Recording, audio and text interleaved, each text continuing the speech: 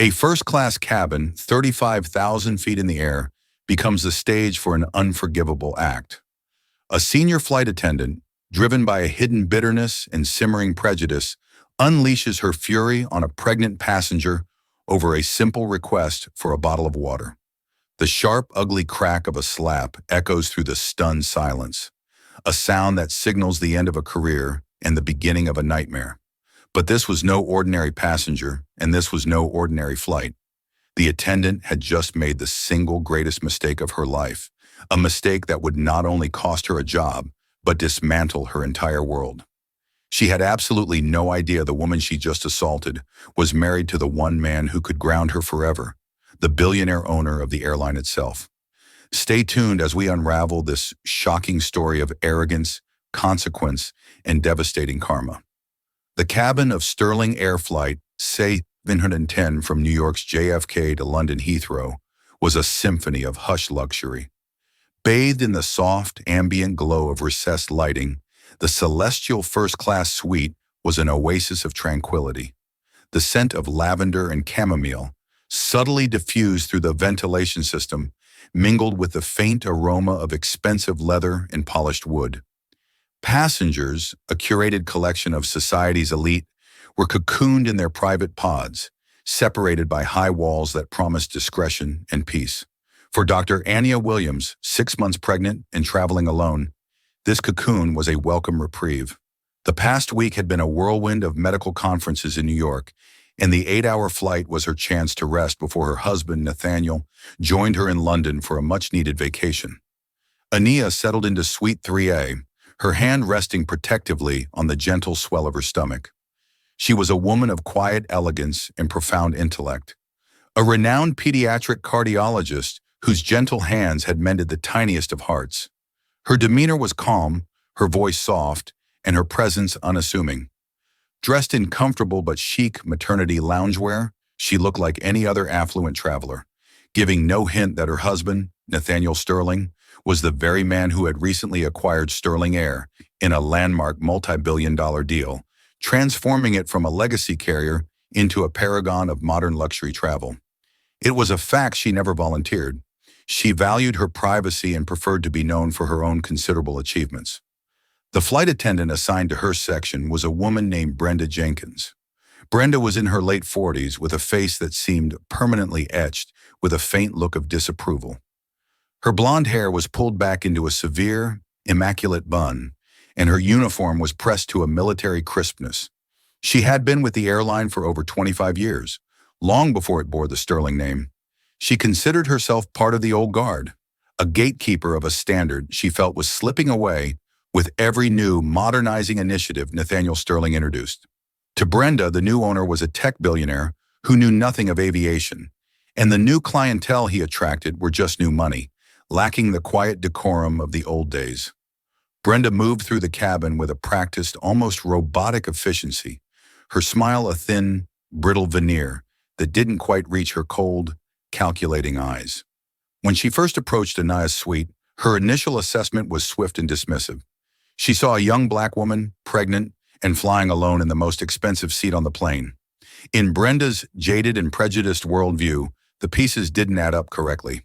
A seed of resentment, small but potent, was planted. "Can I get you a pre-departure beverage, ma'am?" Brenda asked, her tone clipped, professional yet devoid of warmth.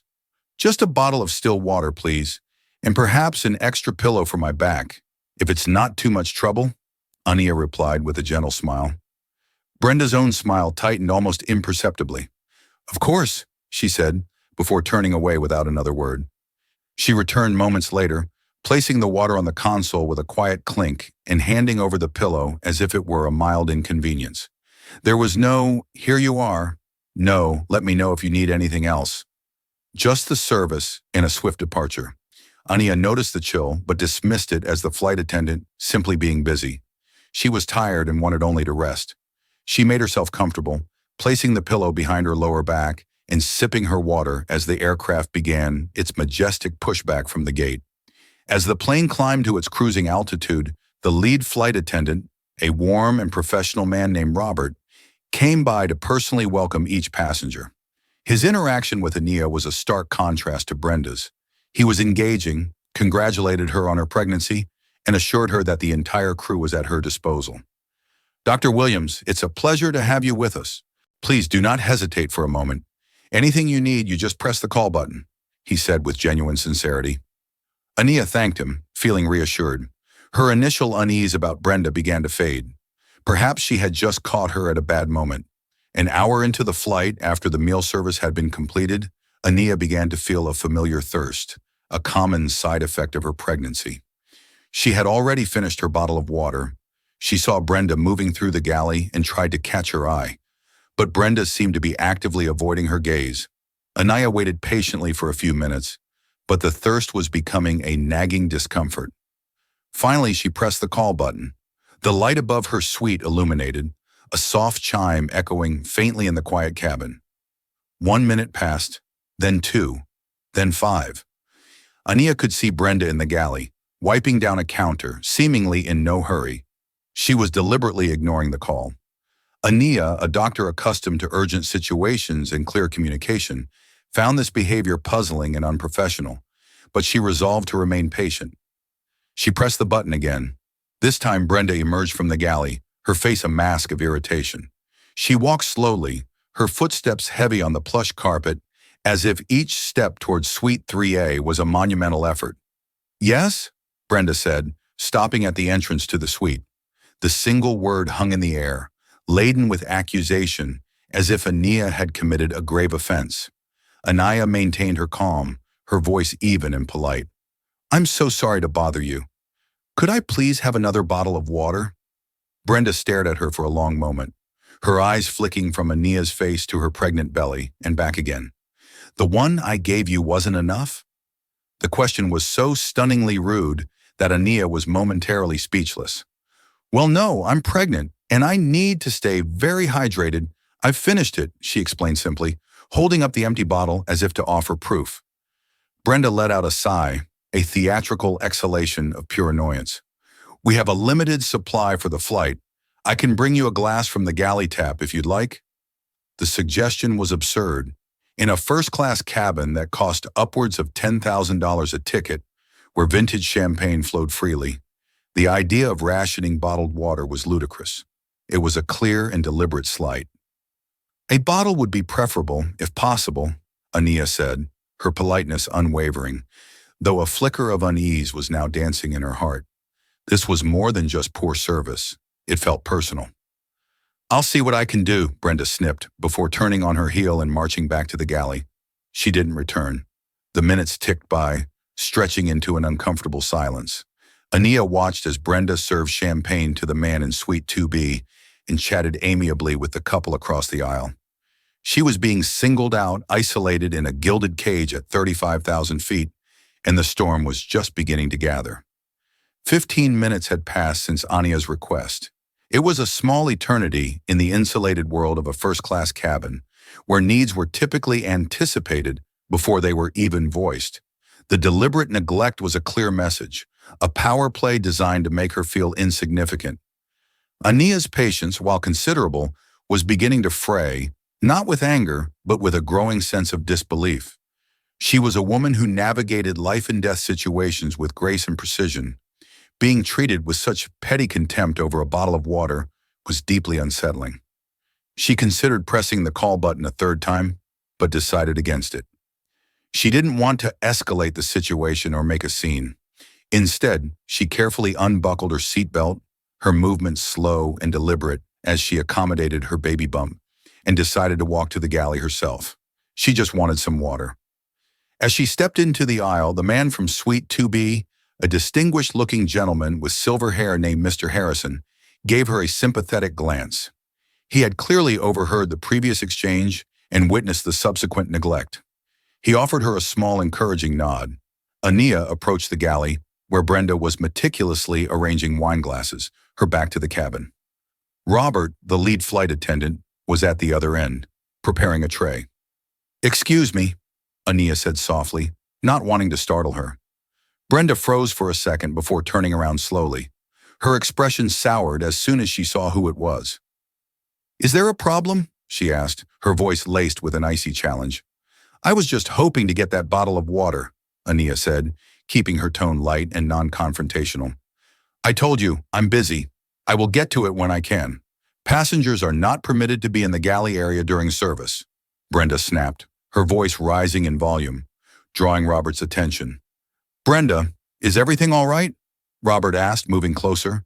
His eyes darted between the two women, sensing the palpable tension. This passenger is being impatient, Brenda said, gesturing dismissively toward Ania. She can't seem to wait a few minutes for a simple drink. The condescension was thick in her voice. Ania felt a flush of indignation, but held it in check. I've been waiting for over 15 minutes, she stated, her voice remaining steady. I came here because I thought you might have forgotten. I'm not trying to cause any trouble. Robert immediately intervened, his customer service instincts kicking in. Dr. Williams, I am so sorry for the delay. Of course, right away. He reached into the chilled compartment, pulled out a large bottle of Evian, and handed it to her with a gracious smile. Please take this back to your seat. Is there anything else at all I can get for you? Some fruit, perhaps? No, thank you. This is perfect, Ania said, grateful for his professionalism. She turned to go, hoping the unpleasantness was over. But Brenda wasn't finished. She saw Robert's deference to Ania as a betrayal, an undermining of her authority. Her resentment, simmering for years against a job she felt was beneath her, in a world that had failed to recognize her supposed worth, found its target in Ania. See? Brenda said loudly to Robert, yet ensuring Ania could hear. That's the problem with this new crowd. No patience. So entitled. They think because they have a fancy ticket, they can just snap their fingers. The insult was no longer a subtle slight. It was a direct public attack. Ania stopped and turned back, her expression no longer just patient, but now etched with a profound disappointment. Your behavior is incredibly unprofessional, she said, her voice low but firm, carrying the weight of authority she rarely used outside of an operating room. I have been nothing but polite to you. Your hostility is completely unwarranted. The quiet cabin was no longer quiet. A few passengers peered out of their suites, their curiosity piqued by the raised voices. Mr. Harrison was now watching with open concern, Brenda's face contorted with fury. Being challenged, especially by someone she had already judged and dismissed, was more than her fragile ego could handle. Don't you dare speak to me about professionalism, she spat, taking a step toward Ania. I have been flying for 25 years. I was with this airline when it was respected, not a plaything for some tech billionaire and his people. The pause before the word people was infinitesimal, but its meaning was vast and ugly. It was a loaded, racially charged insinuation that hung poisonously in the air. Ania felt the sting of it, a familiar ache she had endured in other forms throughout her life and career. But here, in this space where she was supposed to be a valued guest, it felt particularly vile. My husband has nothing to do with my request for a bottle of water, Ania said, her voice now cold as steel. This is about your failure to do your job and your unacceptable attitude. I will be reporting this to your supervisor when we land. The threat of a report was the final spark on the tinderbox of Brenda's rage. In her mind, she was the victim. This woman, this symbol of everything Brenda resented, was now threatening her livelihood. All her years of service, her seniority, her self-perceived superiority, it all felt threatened by this calm, pregnant black woman. You'll be reporting me, Brenda scoffed, a wild, almost unhinged look in her eyes. You think you can just come on my plane and make demands and threaten my job? This is not your plane, Ania corrected her calmly. And I wasn't threatening, I was stating a fact. Your conduct is reportable. Get back to your seat, Brenda shrieked, her voice cracking. Now! Robert stepped between them, his hands raised in a placating gesture. Brenda, that's enough. Go to the back galley and calm down. I will handle this. But Brenda shoved him aside. She was no longer thinking rationally. She was operating on pure, distilled fury and prejudice. She saw Ania's composure not as a sign of strength, but as mockery. She saw her pregnancy not as a state of vulnerability, but as a weapon of entitlement. She saw her skin color as a justification for her contempt. The cabin air grew thick and heavy, charged with the energy of an impending collision. The hum of the Rolls-Royce engines seemed to fade away, replaced by the frantic, ragged sound of Brenda's breathing. Every passenger was watching now, their in-flight entertainment forgotten. They were witnessing a complete and shocking breakdown, a crisis unfolding in real time, miles above the earth. And it was about to get so much worse. The galley had become a pressure cooker. Robert, his face pale with shock, tried again to de-escalate, to pull Brenda back from the precipice. "Brenda, listen to me. This is your final warning. Walk away right now." But Brenda was beyond hearing him. Her entire world had narrowed to the calm, composed face of Dr. Anya Williams. In that moment, Anya represented every perceived slight, every passed-over promotion, every frustration that had curdled Brenda's soul over the past decade. She was the embodiment of a changing world that Brenda feared and despised. "You people are always the same," Brenda hissed, her voice dropping to a venomous whisper that was somehow more menacing than her earlier shrieking. "You waltz in, think you own everything, and play the victim the second you don't get your way." Anya's composure finally fractured, not with anger, but with a deep, weary sadness. "You people?" she repeated, her voice trembling slightly. "Is that what this is about? My race? My pregnancy? What is it about me that you find so offensive?" The directness of the question seemed to momentarily stun Brenda, but instead of prompting a moment of self-reflection, it only fueled her rage. She felt exposed, her ugly prejudices laid bare for all to see. She needed to reassert control, to have the last word, to inflict a wound that would silence the woman who had so effortlessly unnerved her. "It's about your attitude," Brenda screamed, her face turning a blotchy red. "Your smug, entitled attitude, coming onto my aircraft and acting like a queen." "I asked for a bottle of water," Anya said, her voice rising now, tinged with disbelief at the sheer absurdity of the accusation. "That's all this was, a bottle of water." From his suite, Mr. Harrison had seen enough. He unbuckled his seatbelt and stood up. "That is quite enough," he boomed, his voice carrying the authority of a man used to being heard. "This flight attendant is completely out of line. Someone needs to restrain her."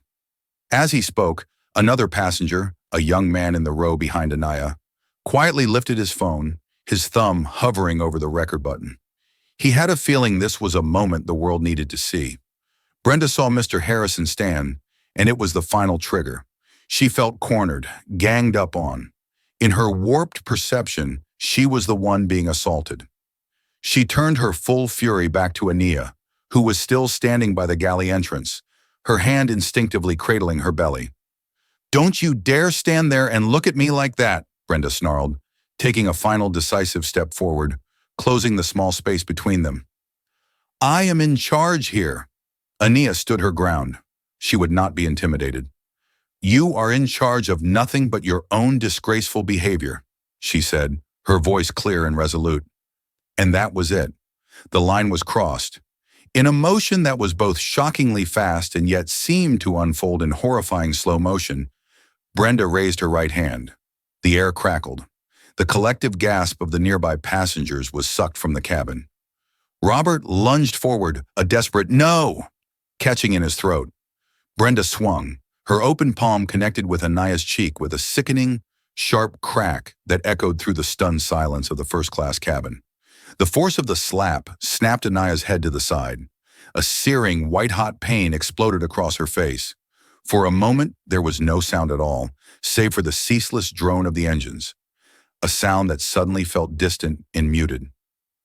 The world seemed to tilt on its axis. Anya stumbled back a step, her free hand flying to her stinging cheek, her eyes wide with shock and disbelief. Tears welled instantly, born not just of pain, but of a profound sense of violation. She was a doctor, a healer. Physical violence was anathema to her very being. To be the recipient of it, so publicly, so unjustly, while carrying her unborn child, was a trauma that cut deeper than skin. The silence was shattered. "Oh my God!" a woman cried out from across the aisle. Mr. Harrison was already moving, his face a mask of thunderous rage. "You assaulted her! You assaulted a pregnant woman!" The young man who had been hesitating was now recording, his phone held steady, capturing the raw, ugly aftermath. Ania, her hand on her cheek, tears streaming down her face.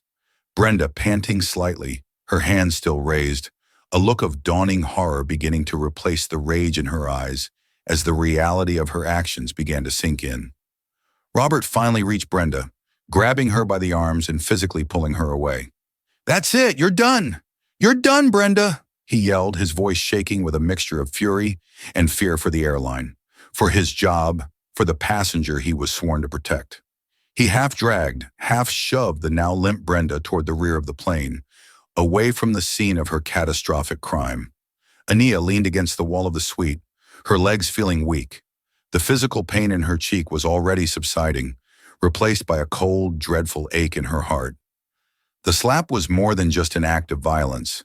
It was the culmination of all the small indignities, the dismissive glances, the muttered insults. It was a physical manifestation of a hatred she couldn't comprehend. Another flight attendant, a young woman named Sarah, whose face was ashen, rushed to Ania's side with a cloth and a cup of ice water.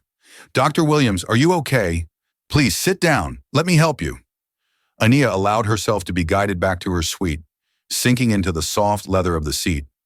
She pressed the cold cloth to her face, the chill a welcome distraction from the throbbing heat. The slap hadn't just been an assault on her. It felt like an assault on her child, on her dignity, on her very right to exist in this space. She took a deep, shuddering breath, trying to calm the frantic beating of her heart for the sake of her baby. The tears still flowed, but behind them a new feeling was taking root, a steely, quiet resolve. Brenda Jenkins had not just slapped a passenger. She had not just slapped a pregnant woman. She had assaulted the wife of Nathaniel Sterling. And as the plane continued its inexorable journey across the Atlantic, Brenda was flying toward a reckoning of unimaginable proportions. The consequences of that single, violent act would be swift, absolute, and devastating. The remainder of the flight passed in a blur of hushed apologies and concerned check-ins. The captain emerged from the cockpit to personally apologize to Ania, his face grim with the knowledge of the unprecedented event that had occurred on his watch. He assured her that the incident had been logged, authorities on the ground would be notified, and Brenda Jenkins had been confined to the crew rest area, her duties suspended.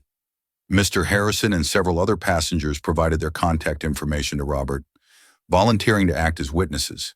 The young man with the phone discreetly saved the video file, understanding its potential power. Ania, though shaken, handled the situation with the same grace that had so infuriated her attacker. She accepted the apologies, assured the crew she did not hold them responsible, and requested only to be left alone.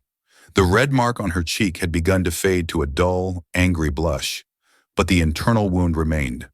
She spent the final hours of the flight with her eyes closed, one hand on her belly, murmuring soft reassurances to her unborn child, trying to project a calm she did not feel. She had made only one phone call. Using the plane's satellite phone, she had called Nathaniel's personal assistant, not Nathaniel himself, not wanting to panic him midair. Her instructions were simple and precise. "Clara," she had said, her voice steady despite the turmoil inside her, "there was an incident on the flight. I'm fine, and the baby is fine, but I need you to have Nathaniel meet me directly at the gate at Heathrow. Don't tell him why, just say I need him. And Clara, please also ask him to bring Harrison Beck." Harrison Beck was the general counsel for Sterling Industries, Nathaniel's formidable and notoriously relentless chief lawyer. The request for his presence was a clear signal that this was not a matter to be resolved with a simple apology and a voucher for a future flight.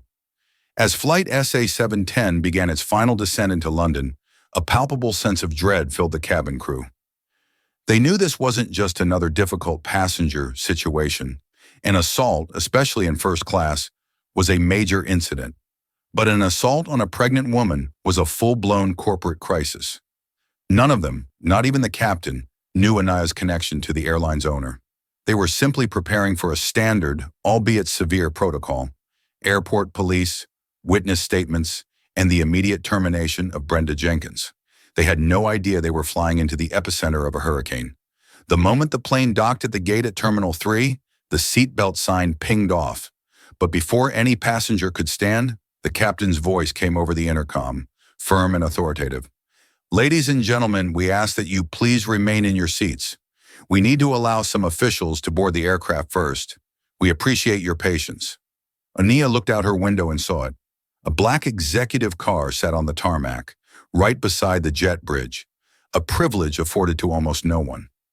Standing by the door of the gate, flanked by the airport's head of security and two uniformed police officers, was her husband.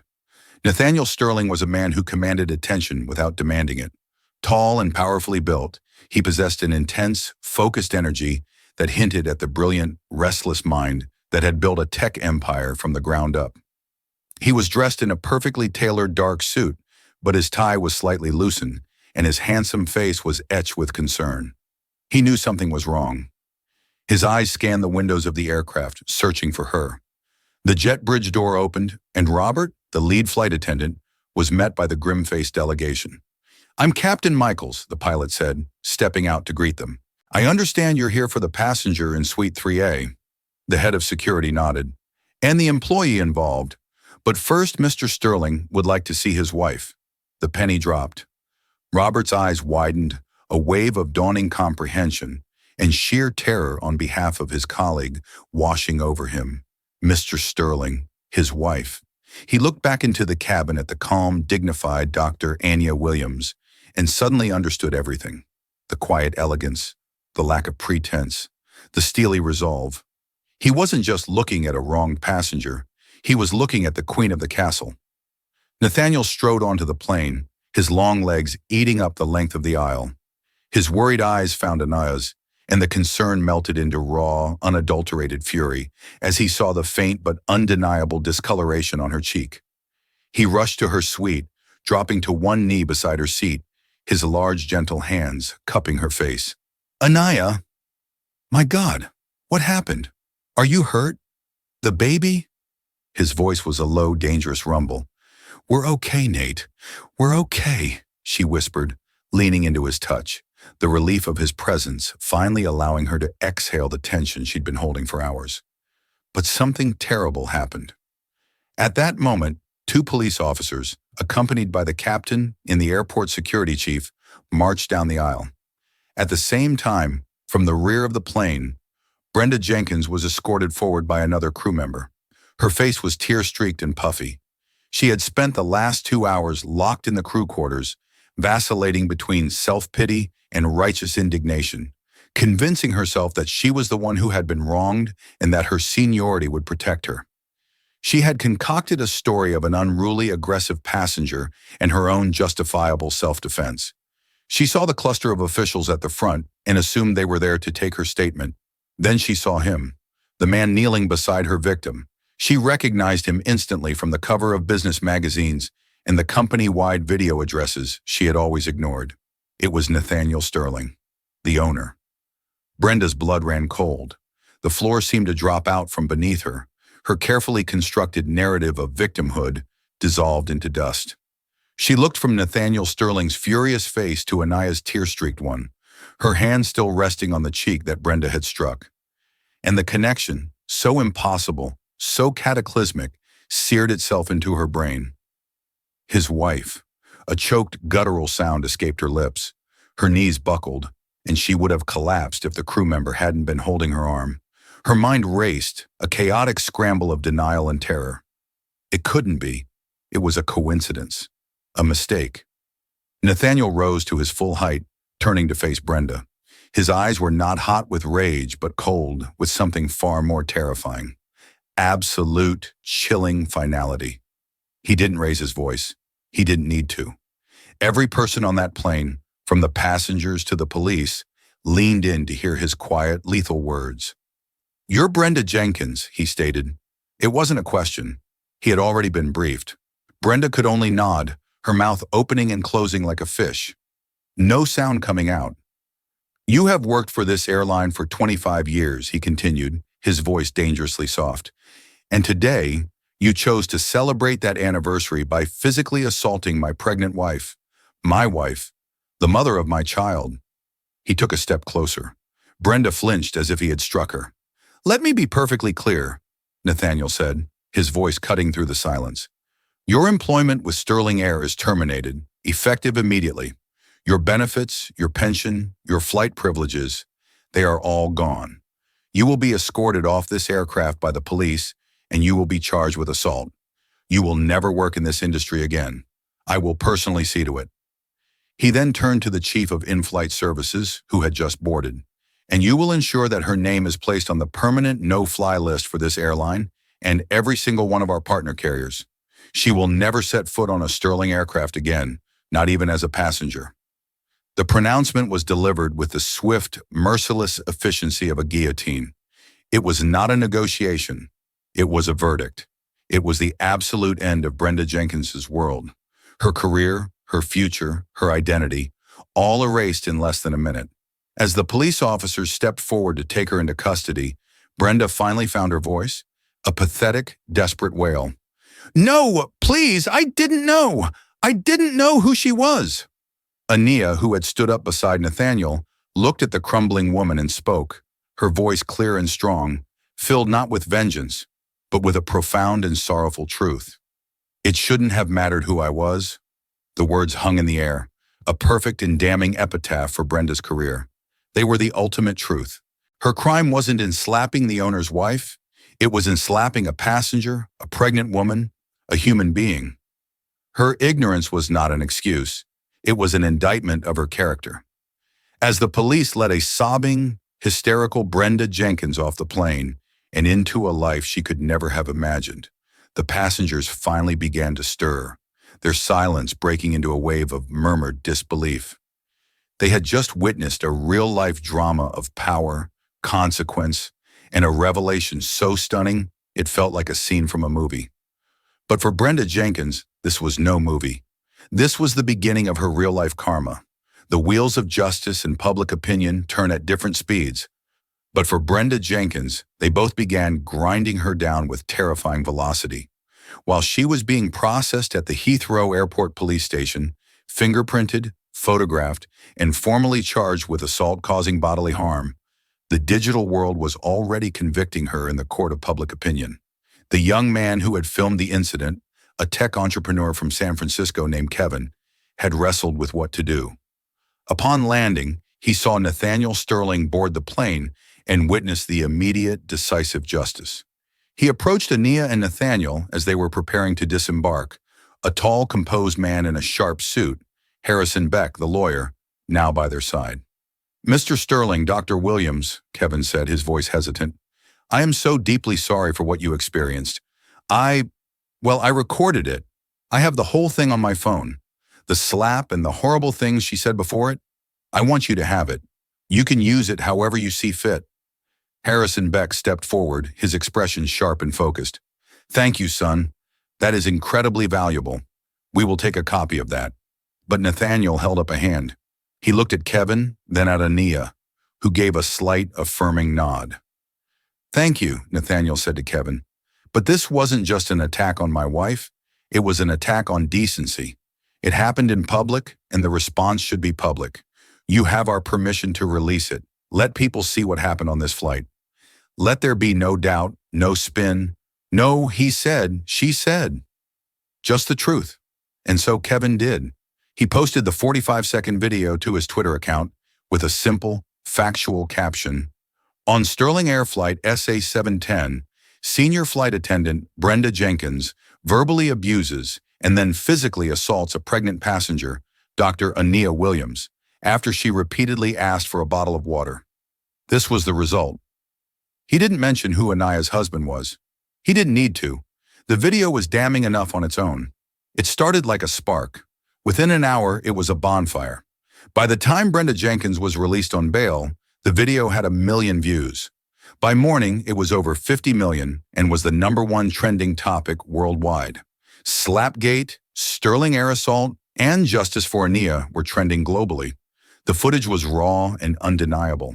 It captured Brenda's sneering contempt, her racially charged "you people" comment, and the shocking violence of the slap. It captured Ania's stunned, tear-streaked face and the collective horror of the other passengers. News outlets across the globe, CNN, BBC, Reuters, embedded the video in their articles. Aviation blogs dissected it frame by frame. Talk shows convened panels to discuss it. Brenda Jenkins was no longer an anonymous flight attendant. She was now the face of abusive customer service and white privilege run amok. Her full name, which had been mentioned by Kevin in the caption, was plastered everywhere. Online sleuths with ruthless efficiency found her social media profiles. They unearthed old posts where she had complained about her job, made thinly veiled bigoted comments, and expressed a general sense of entitlement. A picture emerged of a bitter, angry woman, and the public showed no mercy. Her address was leaked. Her phone number was posted on message boards.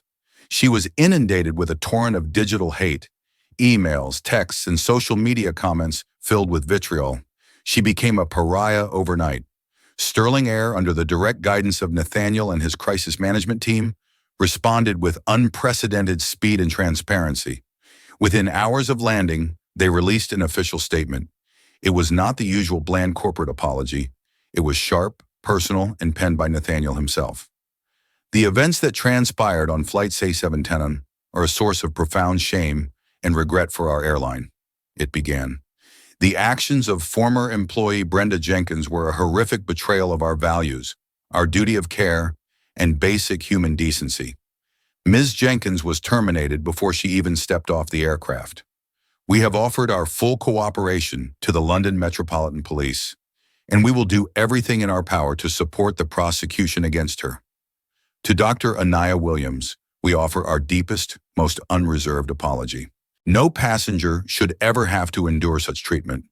This incident has revealed a failing in our culture, and I, as the owner, take full responsibility. It will be corrected. The statement was a masterclass in crisis communications. It was decisive, took ownership, and laid out a clear path forward.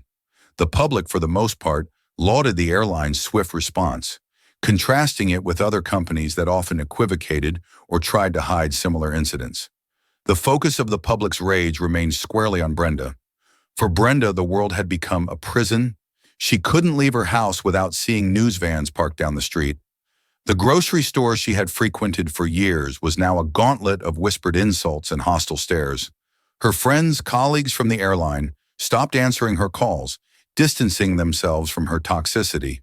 The flight attendants union, after reviewing the video and the multiple witness statements, issued a public condemnation of her actions and declined to support her case, calling her conduct an indefensible stain on our profession. She hired a lawyer, a man who advised her to stay silent, but the silence was deafening. The financial reality began to set in. Her steady paycheck was gone. Her 401k and pension, which she had assumed were untouchable, were subject to legal battles initiated by Sterling Air's formidable legal team, citing clauses of gross misconduct. She was broke, unemployable, and utterly alone, trapped in a house that now felt more like a cage, with the echoes of that one fateful slap playing on a loop in her head. The swift public verdict was in, and it was a life sentence of infamy. Karma, when it arrives, is rarely a single, thunderous event. More often it is a cascade, a series of falling dominoes, each one triggering another in a relentless and devastating chain reaction. For Brenda Jenkins, the public shaming and immediate firing were just the opening notes in a symphony of consequences that would dismantle her life, piece by painful piece. Her first major shock came during her arraignment. She had expected Sterling Air to be the primary complainant, but when she stood before the magistrate, she saw Anaya Williams and Nathaniel Sterling sitting in the front row. Anaya was not there for vengeance. She was there because she believed in accountability. They were not just letting the airline handle it. They were pursuing a private criminal complaint alongside the Crown Prosecution Service. This was personal. Their presence signaled that they would see this through to the very end. Brenda's legal troubles mounted. Harrison Beck, Nathaniel's lawyer, was a shark in a world of minnows. He filed a civil lawsuit against Brenda on behalf of the Sterlings for assault, battery, and intentional infliction of emotional distress. The suit sought damages not for financial gain. Nathaniel pledged any award to a charity for victims of abuse, but to ensure that Brenda would be financially crippled, a stark message to anyone who might ever consider such behavior. The evidence was insurmountable. a high-definition video, a dozen unimpeachable witnesses from first class, and the entire flight crew, including Robert, who provided a detailed, damning account of Brenda's escalating aggression. Desperate, Brenda decided to go against her lawyer's advice and try to win in the court of public opinion. She agreed to a television interview with a well-known journalist, hoping to portray herself as a stressed, overworked employee who had a momentary lapse in judgment. She planned to cry, to apologize, and to beg for forgiveness. The interview was a catastrophe. Under the bright studio lights, her practiced tears looked synthetic. Her apologies sounded hollow and self-serving. "I'm not a racist," she insisted, her voice quavering. "I was having a terrible day. The pressure of the job, it's immense. I just snapped. I never would have done that if I knew who she was." The moment she said it, she knew she had made a fatal error. The journalist pounced. "So the issue isn't that you slapped a pregnant woman, but that you slapped the wrong pregnant woman? If she had been an ordinary person, would that have been acceptable?" Brenda stammered, unable to formulate a coherent answer. "No, of course not. I just mean, I was intimidated." "Intimidated?" the journalist pressed. "The video shows Dr. Williams being exceptionally calm. You were the one screaming. You were the one who used the phrase, 'you people.' Can you explain what you meant by that?" Brenda crumbled on national television. Her attempt to garner sympathy backfired spectacularly, cementing her public image as a prejudiced, unapologetic bully who was only sorry she got caught. The interview went viral for all the wrong reasons, becoming a case study in how not to handle a public relations crisis. The consequences continued to ripple outward, touching every corner of her life. Her landlord, citing a clause in her lease about bringing the property into disrepute, as news crews were a constant presence, began eviction proceedings. The bank that held the mortgage on her small condo investment property called in the loan, as her loss of income constituted a material change in her financial circumstances. She tried to find work, any work, but her name was now toxic. A simple Google search brought up dozens of articles and the horrific video. No one would hire Brenda Jenkins. She was rejected for jobs as a waitress, a retail clerk, a call center operator. The aviation industry had blacklisted her so thoroughly that she couldn't even get a job cleaning airport terminals. Her family, embarrassed and harassed, distanced themselves. Her sister stopped taking her calls. Her son, a college student, was tormented on campus and begged his mother to stop making public statements. She had become a source of shame for everyone she loved. One of the most profound blows came from her own history. A minority-focused aviation advocacy group did a deep dive into her 25-year career. They uncovered and brought to light 2 prior incidents where Brenda had been formally disciplined for culturally insensitive remarks to passengers of color. In both cases, she had been given a warning and sent to a mandatory sensitivity training course, courses she had clearly mocked and ignored. The revelations proved that the slap was not an isolated snap, but the violent culmination of a long-festering bigotry. Stripped of her career, her savings dwindling to nothing, her reputation in tatters, and her family estranged, Brenda was a ghost haunting the ruins of her own life. She was forced to sell her condo at a loss and move into a tiny rundown apartment in a forgotten suburb. The woman who once patrolled the luxurious cabins of international flights, judging the elite, was now invisible to the world, a cautionary tale whispered among flight crews. While Brenda's world imploded, Anaya and Nathaniel focused on building something positive from the ugliness. They refused to be consumed by the hate. The karma that befell Brenda wasn't an act of their vengeance. It was the natural, inevitable consequence of her own actions. Her life hadn't been destroyed by the Sterlings. It had been destroyed by her own character. The slap was merely the event that held that character up to the light for the world to see. In the months that followed the incident, the story of Flight SA-710 began to fade from the daily news cycle, replaced by other outrages and events. But for Nathaniel and Anaya Sterling, the work had just begun. They were determined that the legacy of that ugly slap would not be one of vengeance, but of meaningful, systemic change. Nathaniel, a man who had disrupted industries with data and innovation, turned his formidable focus inward on his own airline. He called it the Phoenix Agenda, a top-to-bottom overhaul of Sterling Air's corporate culture, designed to burn away the old, toxic elements and build something new and better from the ashes. It started with a zero-tolerance policy, not just for overt discrimination, but for the kind of subtle microaggressions that Ania had initially experienced from Brenda. He hired a leading diversity, equity, and inclusion (DEI) firm to conduct a full independent audit of the company's hiring, promotion, and disciplinary practices. The results were sobering, revealing an old guard culture in some senior crew departments where long-tenured employees like Brenda were often protected from complaints lodged by minority passengers or junior staff. In response, Nathaniel implemented a new mandatory training program for all 30,000 Sterling Air employees, from baggage handlers to the board of directors. It was not the standard check-the-box sensitivity training that Brenda had twice ignored. This was an immersive, scenario-based program developed in partnership with civil rights groups and psychologists. It was designed to force employees to confront unconscious bias and to empower them to intervene when they witnessed it. Performance reviews and promotion eligibility were directly tied to the successful completion and application of this training. He also revolutionized the customer feedback system. Using the tech-savvy approach that had made him a billionaire, he developed a new app-based platform where passengers could provide real-time feedback on crew members during a flight. The system used AI to flag patterns of negative comments, particularly those related to bias, ensuring that complaints could no longer be dismissed or buried by a single supervisor. Crew members who received consistent high praise for inclusivity and service were rewarded with significant bonuses and promotion opportunities. Those who were flagged were retrained or removed. The message was clear. At Sterling Air, decency was not optional. It was a core performance metric. Anya, meanwhile, found her own way to create a positive legacy. 6 weeks after the flight, Brenda Jenkins pleaded guilty to the assault charge. She was spared jail time but was sentenced to 2 years of probation, a significant fine, mandatory anger management, and 500 hours of community service.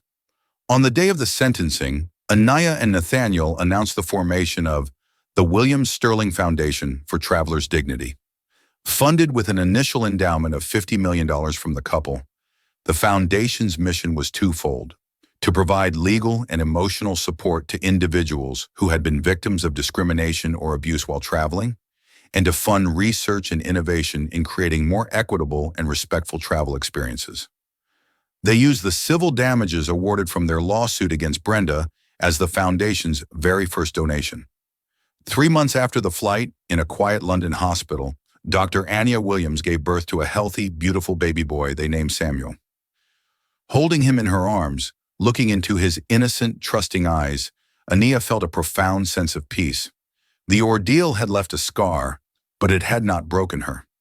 It had reinforced her belief in accountability and her commitment to building a better world for her son to grow up in. The story of Brenda Jenkins became a legend in the airline industry, a chilling cautionary tale about the consequences of hate. But the story of Sterling Air became one of transformation. The airline's reputation, far from being damaged, soared. It became known as a carrier that not only promised luxury, but also guaranteed respect. Applications from a diverse range of candidates tripled. Customer satisfaction scores reached all-time highs. The slap at 35,000 feet was an act of ugly personal prejudice. But its aftermath sparked a revolution. It proved that a single terrible moment, when met with conviction and resources, can become a catalyst for sweeping positive change. Ania never saw Brenda again, but the legacy of their encounter was written not in the pain of a single strike, but in the thousands of future journeys that would be safer, more respectful, and more dignified for everyone. A silent, powerful testament to the fact that it should never, ever matter who you are. The shocking story of Brenda Jenkins and Dr. Anya Williams is a stark and powerful reminder that our actions, especially those driven by prejudice, have consequences that can ripple out in the most devastating ways. It shows that in our interconnected world, there is no hiding from the truth, and karma can be delivered not just by fate, but by the swift and decisive actions of those who refuse to tolerate injustice. This story is about more than just a slap. It's about dignity, accountability, and the incredible power of turning a moment of violation into a movement for positive change. If this story moved you and you believe in the importance of standing up against discrimination, please give this video a thumbs up to help it reach more people. Share it with your friends and family to spread the message. And most importantly, if you want to hear more true stories of dramatic events and powerful consequences, make sure you subscribe to our channel and click that notification bell so you never miss an update. What are your thoughts on how Nathaniel Sterling handled the situation? Let us know in the comments below. Thank you for watching.